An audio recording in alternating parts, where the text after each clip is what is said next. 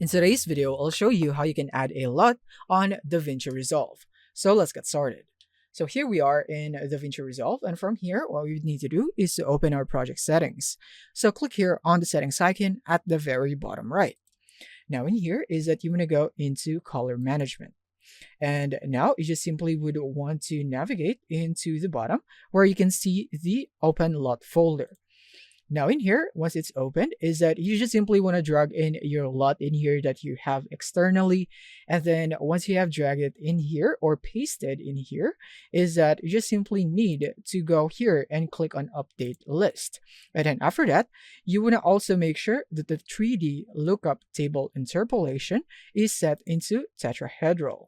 And now once you have set that up, is that this will now make the processing of your LUT much smoother, resulting into higher quality of colors or LUT. And then once you're done, click on save. Next is that you want to go into the color tab so that you'd be able to see your LUTs right here. Click on that, and then you should now be able to see the LUT that you have just installed right here or pasted into that folder. So you want to find out right here.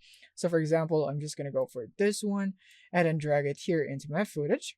And then you'd now be able to see that it will now be applied. So it might take a while for the LUT to be processed on your video. So you just need to wait for a bit and it will now be processed just like this one.